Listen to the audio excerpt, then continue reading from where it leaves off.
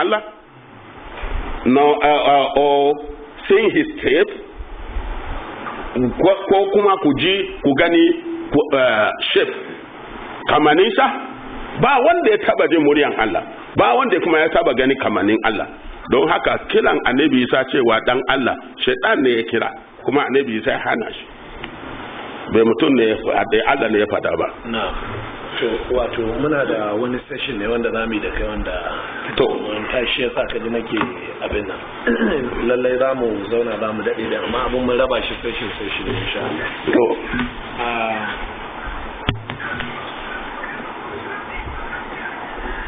na biyu hakika mun karu kwarai da gaske da waɗannan bayanai da muka samu kwarai da gaske, amma ni babban abin da nake cewa prof a cikin ilimin da Allah madaukakin sarki ya baka ko ka yi wasu rubuce-rubuce akan waɗannan topics din da wanda ke so mu rufe ko a yanzu ma na zo da littafi ile 3 ko a yanzu ma kaga wannan Islam in the Bible a cikin nan na kawo hujjoji da cewa annabi Isa ba gice shi ba, hujja ina da 29 nan na kawo bayanin na cewa Allah ɗaya ne a cikin Bible guri 81, Allah bai biyu ba, Allah bai uku ba,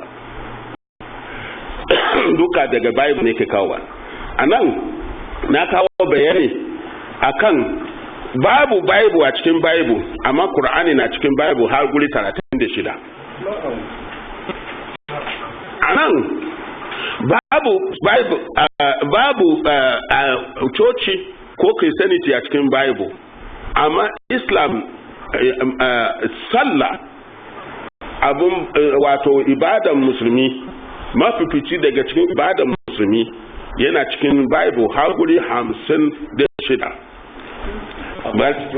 A cikin Bible na bayani na quotation a cikin nan, so domin saboda duka mutane za su yi ameriki Bible ba, don haka idan ina kawo just kamar misali kaga sallah nan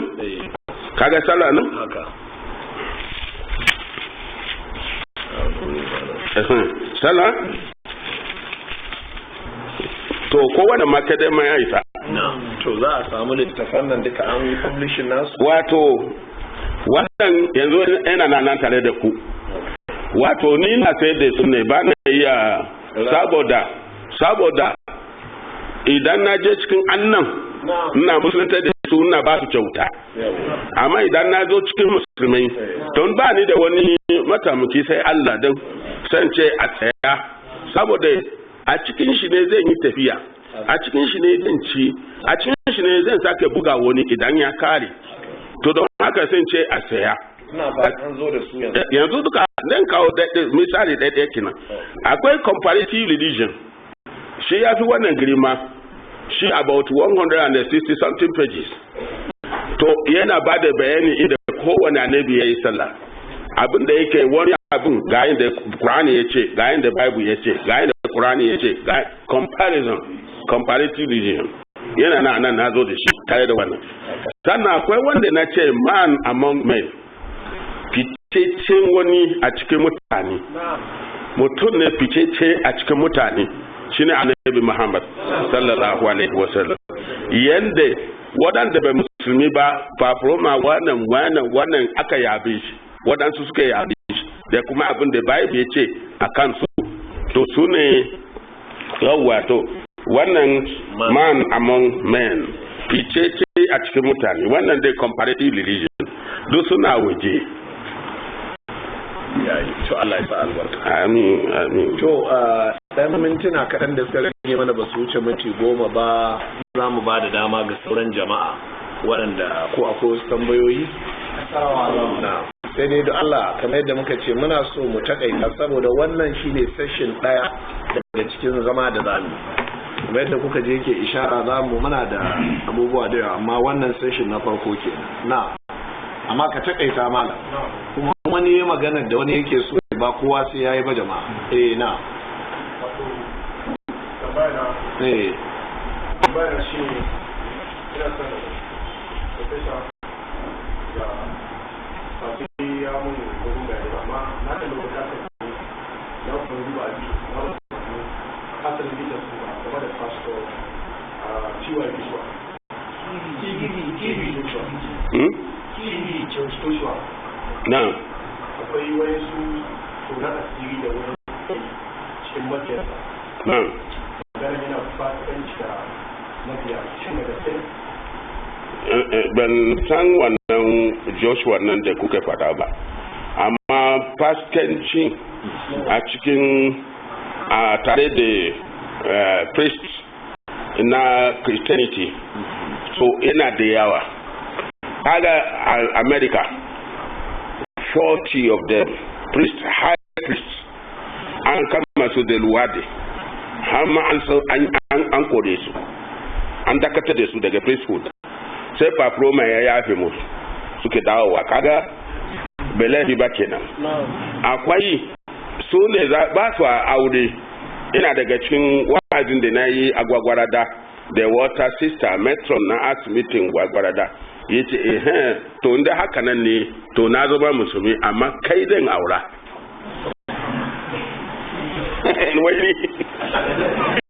a cikin wannan watan November ya wuce ne to saboda me dalili ba za su yi aure ba amma kuma ana kama su da juna to ba za ku yi aure ba Bible ya ce to avoid fornication, let everyone have his own wife and let every woman have her own husband.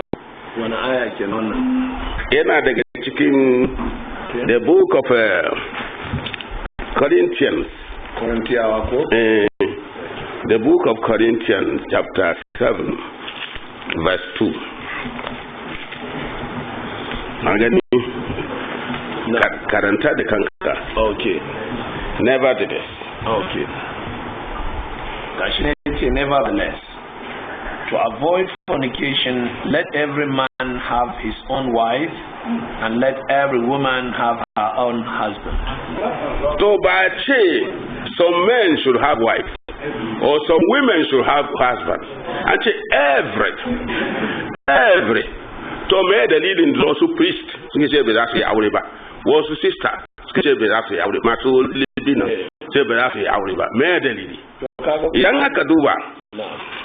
Qur'an da ya bada labarin wannan magana.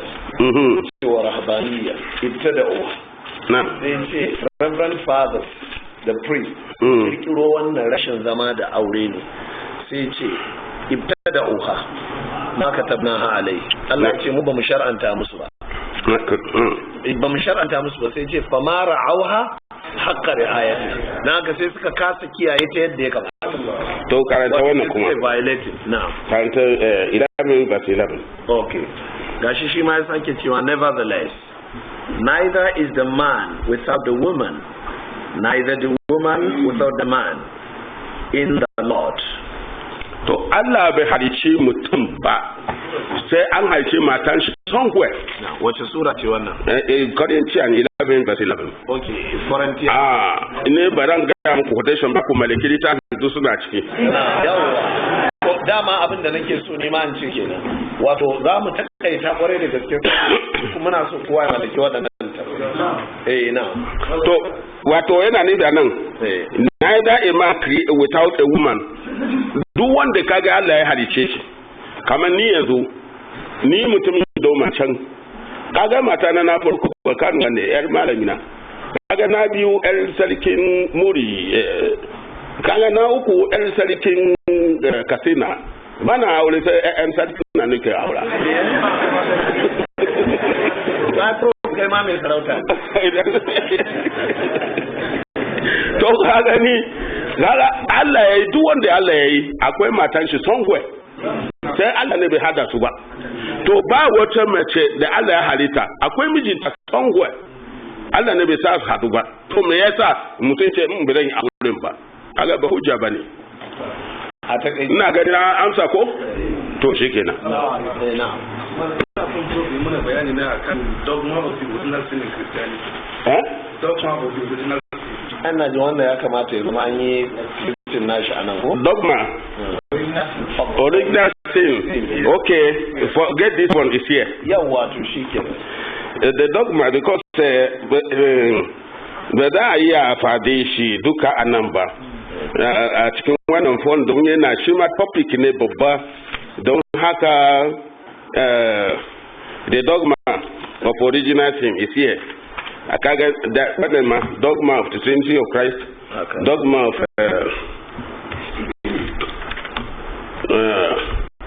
the original sin the dogma of sonship of Christ, dogma of original sin is here. Idan page 37 na wannan lissafi.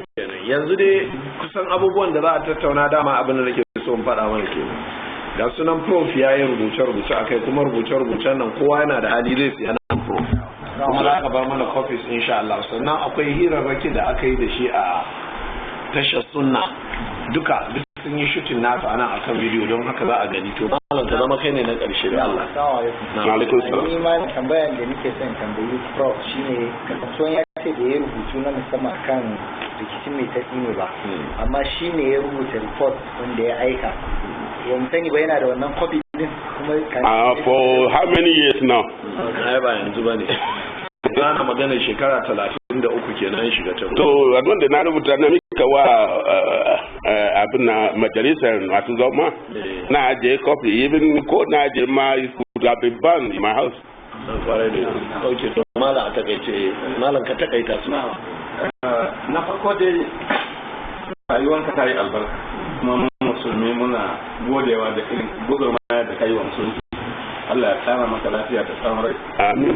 Me za ka ba wa matasa shawari akan kare addini irin wannan fannin? Sannan na biyu akwai John 5:37. Ka karanta yanzu Jesus ya ce my father. Menene wannan matsayin my father don mu zai kasancewa fahimtar zai ba mu wahala. Idan ka ci Jesus yana cewa my father, not biological father, not biological father. Ina nufi my creator ne. Domin fahimtar mutane da sai suka canja shi my father. Domin a Hebrew, yaren Ibrananci, idan aka ce abu creator ne, abba shine uba. Amma larabci kusan abu ɗaya ne. In aka ce abu creator ne, abba shine uba. To in aka ce rabu, to a Ibrananci rabu madata kai wato a Ibrananci shugabani kamar shugabani. Shugabana ne ya gaya mu, rabu madata kai wato shugabana ya gaya mu kamar shugabani bai kuma abun bauta ba ne. Amma idan aka ce rabbi ko rabbi kamar a larabci ina nufi abin bauta ni nawa to raba da sauran amma don haka fasala ne aka gurbata shi aka mai da shi father. This looks like biological father amma creator ne ake nufi anan. To idan kana to ka kala bayani ka duba Britannica Encyclopedia 1946 verse 3 volume 3. To sai shawara da wata shawara za ka ba matasa wai game da irin wannan struggle? Shawaran da zan ba matasa idan ka je inda da wani gaskiya za mu yi bai yaudaran kai ba, in da ka je cikin su ka yi dawa, in ka kwana kana ce qala Allah ta'ala ko kuma kare rasul bai za su saurare ka ba. Amma in kana ce Jesus say ko Bible say za su saurare ka su ji ka. Don haka mu kanmu a baya mun kame mun taka tsantsa mu rike addinin akan kanmu. Don da yawa yanzu ka fito gari yanzu a nan da yanzu na ga wani abu mamaki bai ilin shi nake gani cikin gari ba. Na gan lailai gaskiya wato masu koyi da salafiyan lailai gaskiya ko yi kamar da haka. Don cikin gari in ka je cikin Hausawa sosai, Hausawa ko Kano ko ina ne sai ka gani mutum ya sa jean da t-shirt in ya ji sallama ya sa goshin shaka da sai a ga kwankwasansa do ya bayyana ga tsagon duwa a waje bai su a so su yi kama da musulmi sun fi kauna su yi kama da Jacob ko Okonkwo ko kamanin su da suke zaba na ga ilin shi abin da ya bani takaici wani lokaci an turo mutum daga Kano daga gurin Sheikh Mahmud Jafar ya zo wurina a Mabadi ya zai karba littattafai na ya tafi da shi har da kudi a hannunsa to ya zo gareji sai ya bugo waya gani nan na soka a gareji ana kuma ruwa sai suka je suka labe a cikin wani gidan mutane haka sai na zo da moto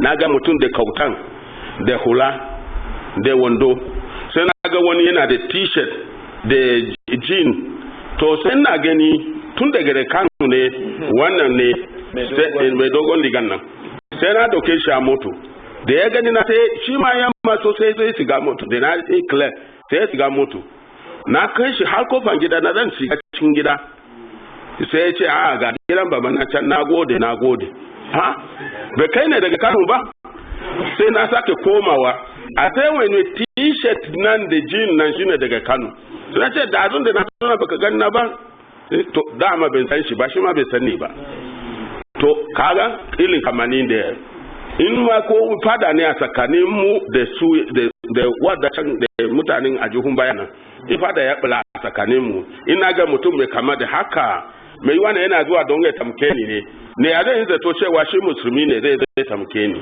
idan na da makami dan ni ma zan aika mishi don haka mu kame kanmu mu yi kama da musulmi na zo na a cikin turawa musulmin su zaka gan su da coat da necktie and so everything amma suna da hula a jihunsu in zo sun yi sallah da zai sallah su sa dan wannan hula zaka gan su kamar hankaci sai su fito da shi sai su sa sai ka gani kowa a cikin madrasa kowa da hula a nan Najeriya sai ka ga mutum da yawa a cikin masallaci ba hula kuma ya zama ba su su yi kama da na kuma ga Bible amma nan ina cewa ibadan ka ba zai cika ba in ba da wannan hulan ba kuma Bible yana cewa duk wanda ya balaga amma ba shi da gaimu munafiki ne a Bible nan akwai wannan karatu a cikin da dona ta nan duk wanda ya balaga ba yi da gaimu munafiki ne duk wanda ya balaga ya so ma ya gashi ko a hamata ko abin nan amma bebel wannan adon da Allah ya mishi ba to munafiki ne munafinci a nan shine yana yiwuwa kaga faralin nan su China da sauran duk da fuskan mata da fuskan mata su iri da Japanese and duka fuskan su kama irin na juna ne sai idan mutum ya sa hijab mai namiji kaman ka ya sa hijab ya zo kofan gidanka ya wuce za ka ce a ta saya bincike ka tukuna ka shiga ka yi zato mai ce idan ya shiga cikin gidan ya zale bindiga fa ko kuma mai kwalto da fa ka ga munafiki ne amma idan yana da ko gashin baki haka ko gamu ka san namiji ne in ya sa hijab ya zo ma ka ce kai ga kai tunani biyu ya matan nan da gamu haka to don haka don irin shi haka don haka mu samari mu dawo musulunci mu yi kamani ili na musulunci zuciya mu ili na musulunci sannan kuma in muka gaya wa mutane za su yada su bi mu kai ba ka yi kama da musulmi ba amma kana ce da wancan ya zai zama kama musulmi to bai zai bi ka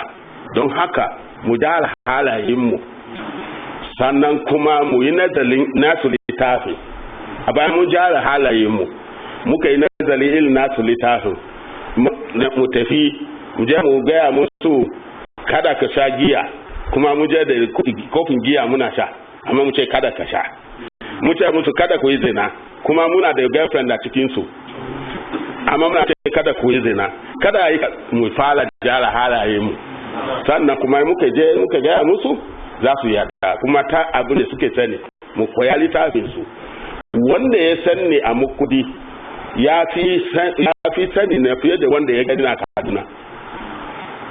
Wanda ya sani a Turko cibiyar haihuwa na ya fi sani na fiye da wanda ya gani na kai da ka san littafin su ka fi sani su fiye da wanda ya ji da ya sa Ahmed Dillard babban ne ba sai har lokacin da ya mutu. Don Ahmed Dillard bai taɓa zama Christian ba, shi nazari ya yi, amma ni ya haife ni Christian, shi ya sa duk inda zai tafi sai ya neme ni mu tafi. Don wani quotation sai ce an tabe ni kaza ina zan samu abin da ya yi alaka ɗin muna sen duba nuna mishi. Na, to Allah ya saka da. Amin. Kai ne na ƙarshe. Lokacin mu ya yi haddalin ci. Dama ni tambaye da na so ne ma professor. Na. Da farko Allah ya da Amin. a cikin maganan kaka ce ko kuma yana nuna tun farkon shiganka musulunci kamar ka haɗu da malamai ne na ɗarika kamar haka ce ka yi zama gina kabara to wani abu na yi addini hudu. Bari a tambaya kuma sai na ji a cikin bayanin ka kana soke jawabin munani to sai ni da farko sai na ɗauki to ma'ana kai kuwa watan gwamnati sun ɗan ɗarika ne suka kai zama gidan ɗarika ni ji kana sukan jawabin munani sai na ji abun ya kai abun nan Bai na sukan jawabin munani ba na sukan jawabin munani na fada origin nashi ne inda ya fito ne gaskiya ka faɗa yawwa to kuma gashi ma'ana ni na addini hudu addini daban-daban hudu don haka ku koya addini daga gare ni saboda na dandana addini hudu.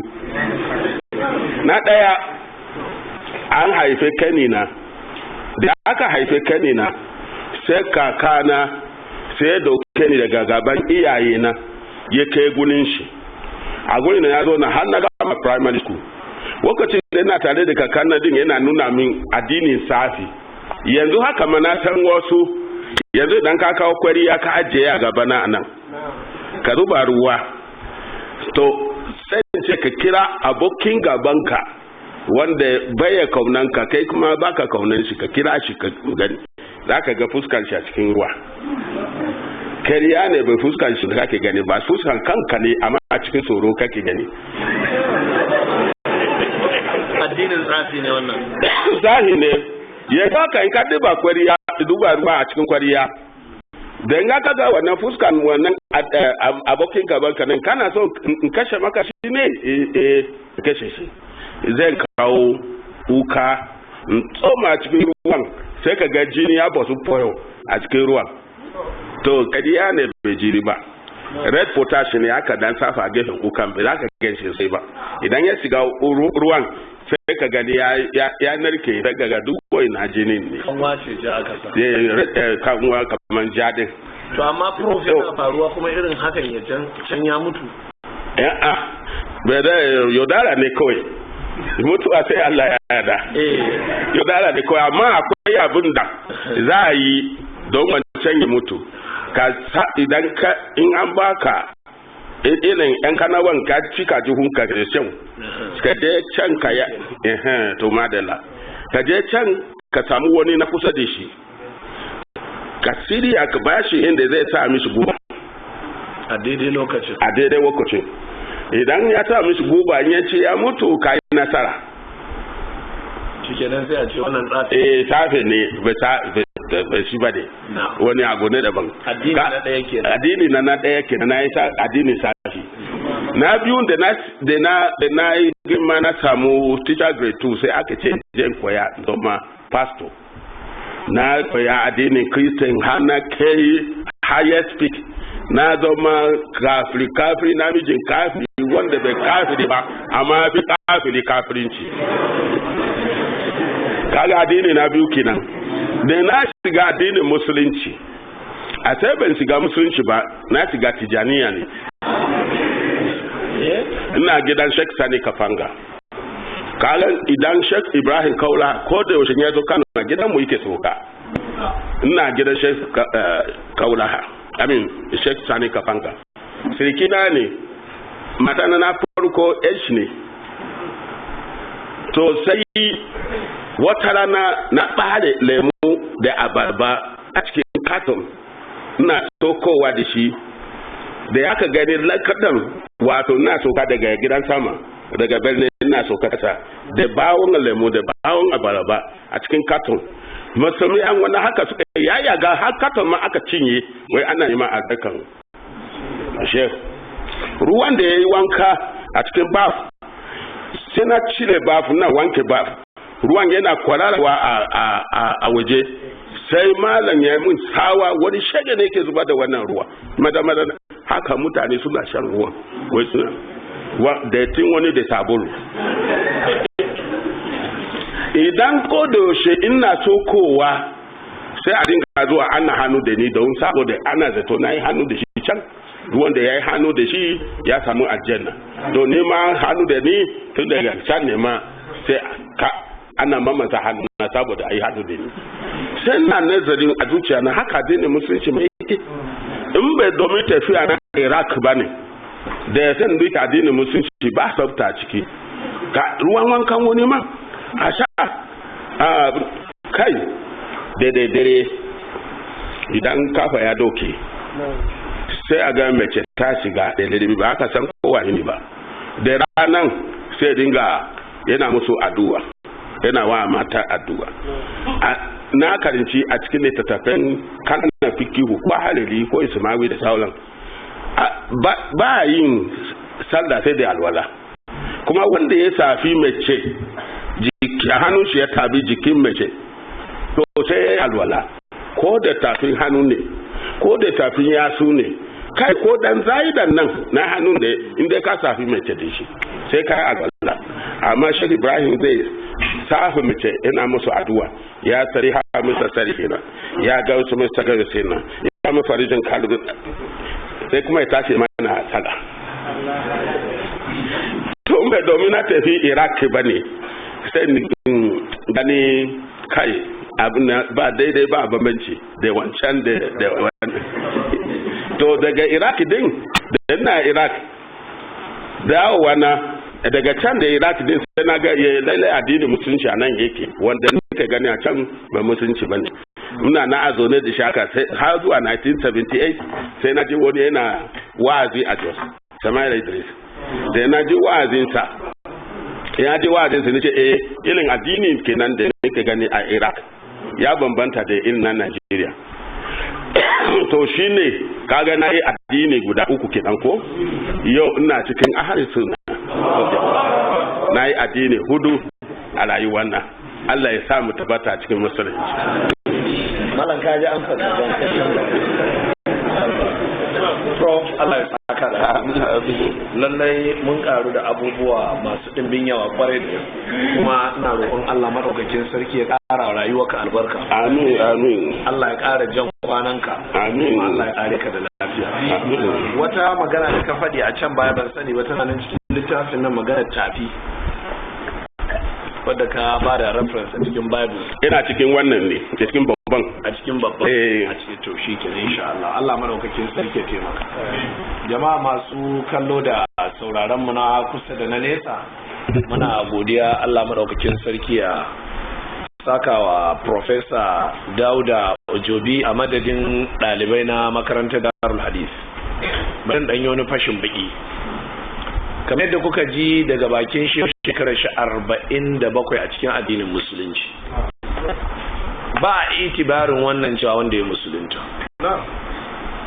ba a ko ɗayan ba don tarihi ba dalilin da zai sa prof ma ya ce shi musulunta ya domin a musulunci ya rayu na biyu ba a musulunci kaɗai ya rayu ba ya rayu a cikin duniyar ilimi ina tsammanin wannan tarihin na ƙarshe da ya kawo ya isa warkar da wasu abubuwa da dama waɗanda kenan ashe professor da ka zauna ba kai karatun addinin musulunci ba da kana cikin addinin nan na uku har yanzu da har yanzu baka shigo musulunci ba shigo ba don boko ba addinin boko ba da karatun boko ba ne da ban san musulunci ba don bible ne na karanta na ga musulunci a banda wannan ma wato da ka shigo cikin addinin musulunci kana gidan Sani Kafanga dai har yanzu da na tabbata gurin to kaga da har yanzu a addini na uku kake Allah ya isa wannan abun shekara 19 ina wazifati Sheikh Ahmad Tijani Allah ya isa professor Allah ya isa baka yafe ba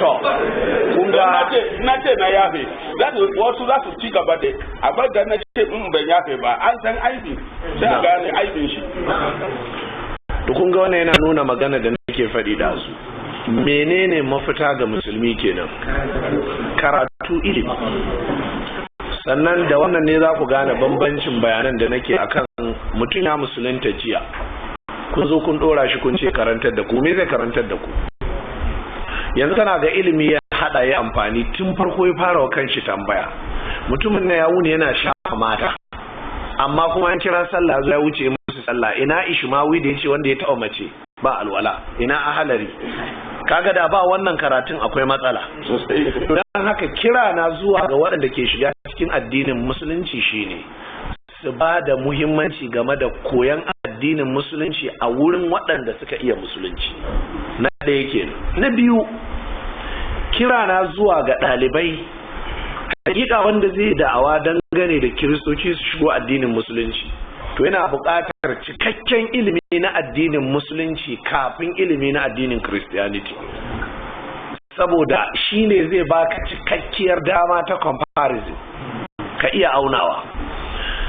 Na uku hakikanin al'amari mu sani da cewa ita gaskiya kwaya ɗaya ce. Yanzu kun ga shi wannan abin da yake nuna mana Professor ya zauna a gidan Sheikh Sani Kafanga, gida ne ɗaya daga cikin gidajen Tijjaniya duk wanda ya san Kano. Na biyu shi yanzu ba ya ji labarin Kaulaha bane, ya ga Kaulaha, ya yi mu'amala da Kaulaha. Na uku yanzu shi Professor kafin ya ji wa'azi a bakin marigayi Malam Sama'il Idris game da izala ko ba izala ba, shi tun yana Christianity ya san cewa Jawahirul Ma'ani ba musulmi ne masu rubuta shi ba, wanda wannan details na information da yawa daga malaman izala ma ba su san haka ba.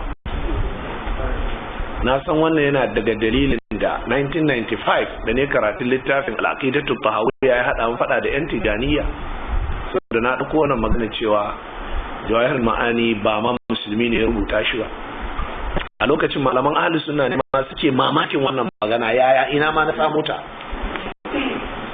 To sannan ina son ku tuna hadisin Imam dan Sa'laba da na karanta muku ran nan a cikin Sahih Muslim da Sharh Sunna da riwaya karshe da na kawo muku ta Musnadul Imam Ahmad.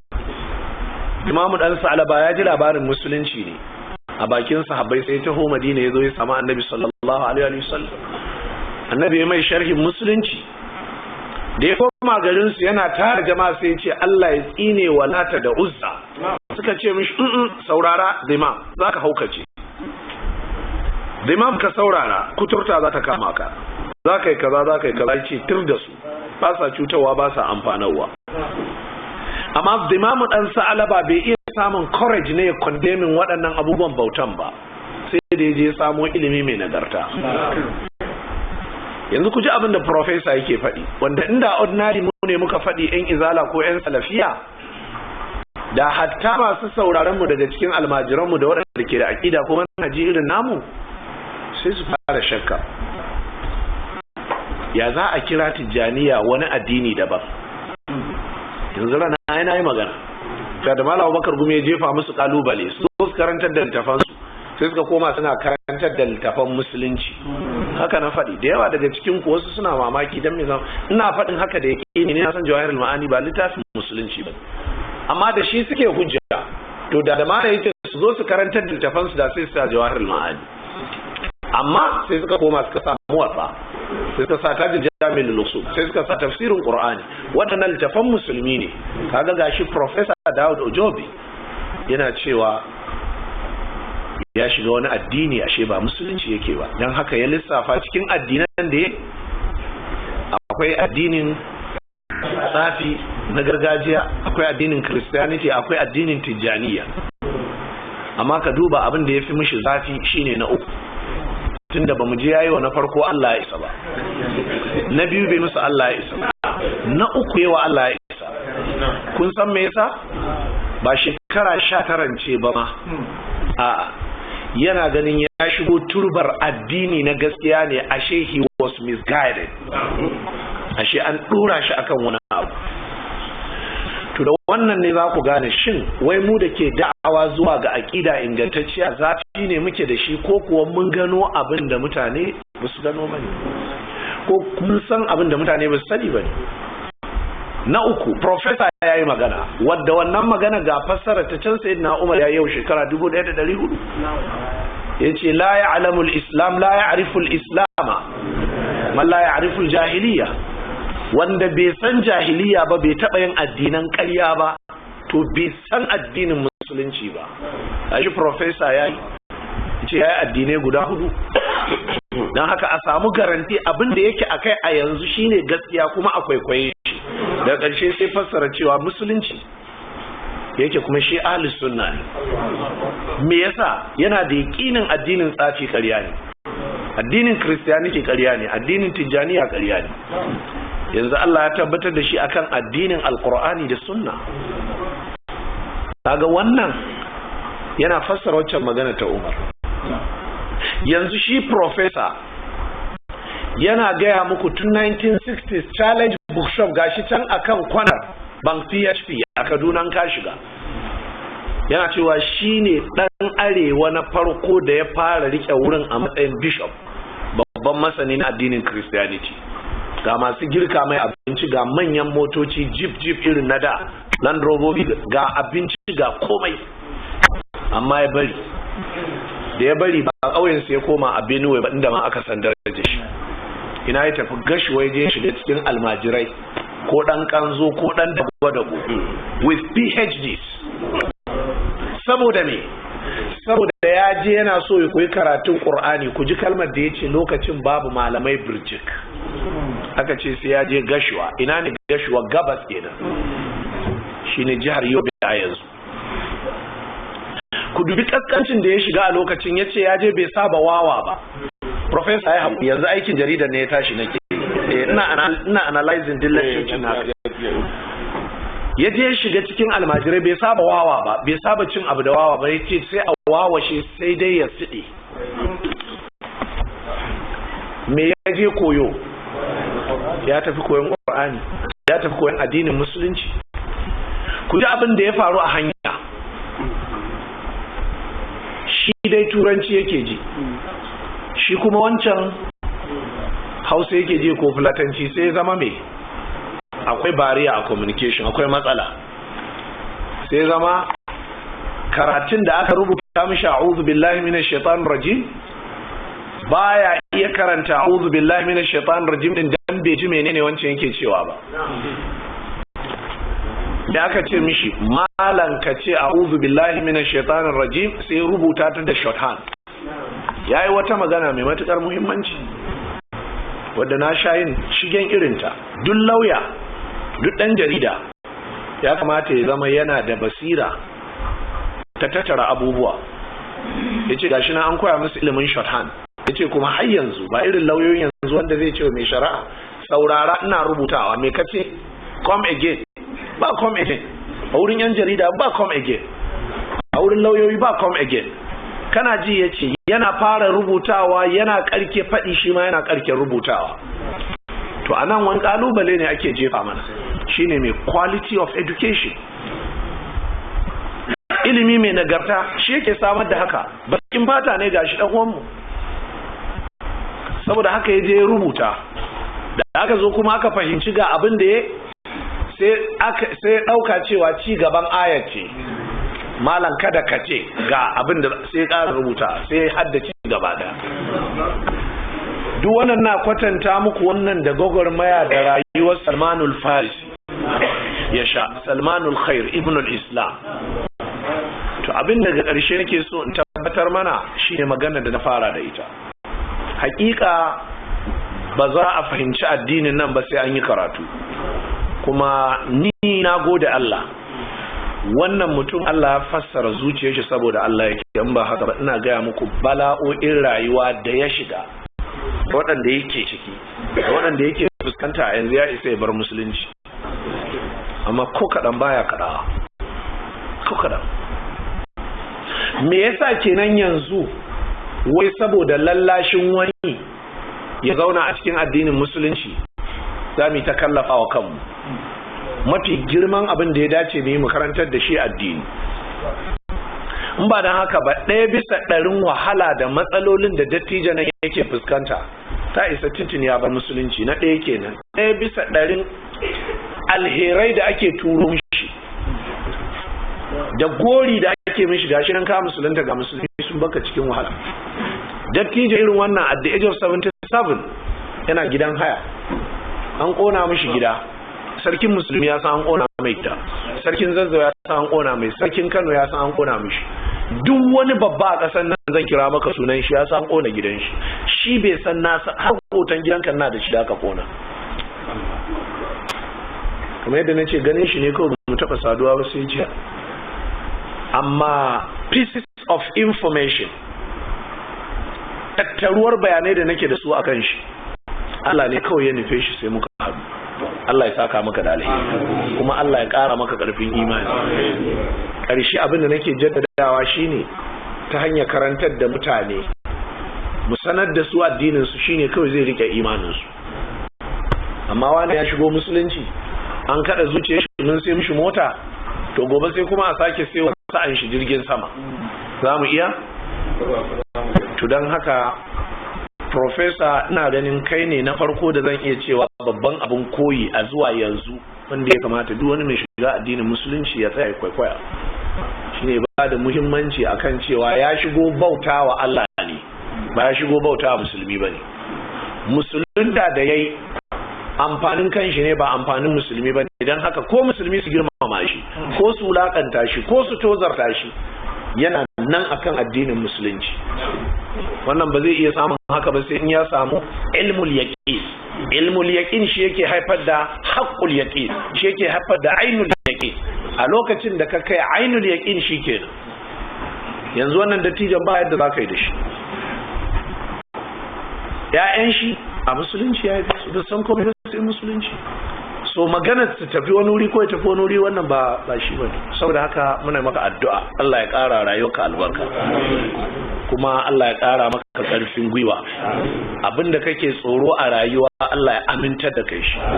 Allah madaukakin sarki ya biya maka bukatu duniya da lahira. Makarantar mu ta Darul Hadisi Salafiyya tana mai matukar farin ciki da maraba wajen mu'amala da kai. Kuma abinda mu kai mana, mu we feel honored. Mun ji daɗi kuma daraja ce. Ba mu muka tafi, a'a kai ka taho neman mu, kuma ba ka taho neman mu don bukatar wani abu ne, sai don addinin musulunci. To Allah ya saka maka da alheri. Mun ji daɗi kwarai da gaske, kuma wannan zama mun karu kwarai da gaske. Kamar yadda muka ce jama'a su yi haƙuri, za mu taƙaita a nan, muna masu cewa subhanakallahumma wa bihamdika ashhadu an la ilaha illa anta astaghfiruka wa atubu ilaik. Alhamdulillah.